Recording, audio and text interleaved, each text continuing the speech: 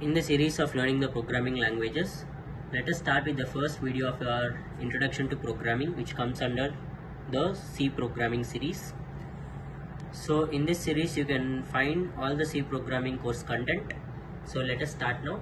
So let us see what is a programming. Programming is nothing but it is a process of writing step-by-step instructions to tell computer or to perform a task. For example, if you want to perform a task like 10 plus 20 equals to 30. So this is my task which I need to perform. Now to perform this task, what I will do, I will interact with the computer and then the computer performs a task. Now how this computer perform a task? To perform a task, computer follows 3-step procedure. To perform a task, we have said that computer requires 3-step procedure. What is that?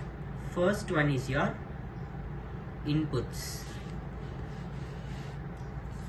Second one is your process. Here what happens is calculations are made. Inputs are nothing but your requirements. And last one is output.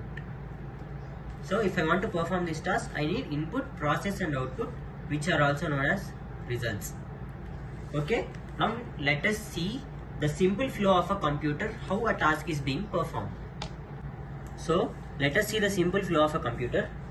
You have the input, which we have already discussed, and then you have a process, and then an output. So this is the flow. What we have discussed, we need to perform addition. 10 plus 20 equals to 30. Now I want to do this task to get this particular output, that is 30. Now input will be my 10. So what is input? It is some data which I give. And process, you apply any operation.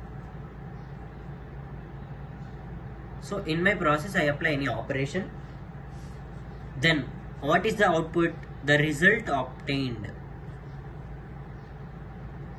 So the result obtained is my output. So 10 plus in my process and 20. So whenever I do this plus is an operator which I have used here, addition, I get my 30. So this is how a simple process of a computer. Whenever you give instructions, that instructions will be going step by step and it will be understood by the computer.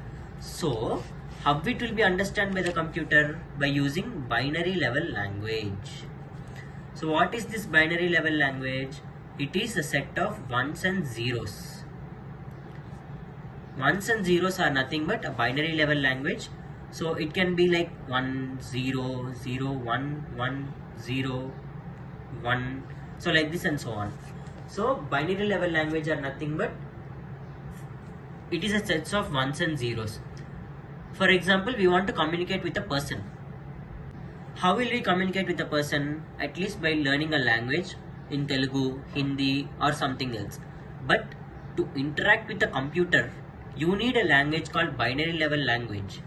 So we have seen about binary level language. Now to perform any task, the task is being performed in CPU, which is the heart of the computer, also known as central processing unit. Central processing unit. So what this central processing unit contains? It contains ALU, which is known as your arithmetic logical unit, and control unit, and your memory unit. All these all together contains a block known as your CPU. So this is how a CPU contains. Whenever an input data is given, it checks for the memory. Okay, it checks for the memory, and then a device is used to interact with the control unit, and from there all the arithmetic and logical operations are being performed and then sent back to the control unit and to the memory unit and checks for the memory and then gives the output. So this is how the program takes place by giving instructions. So now to solve a program or task, you need a programming language. It might be a C, C++, Java and everything. So by using this programming language, you can solve a task. Now by using three-step procedure,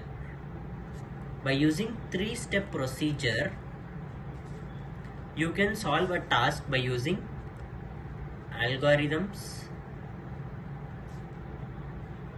flowcharts,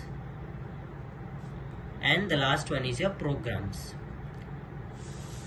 Let us discuss in detail about this in upcoming videos. So I think you are able to understand what is a programming and what are the different types of programming, how the program will be executed, and in the next video let us see the history of C programming. Thank you for watching this video.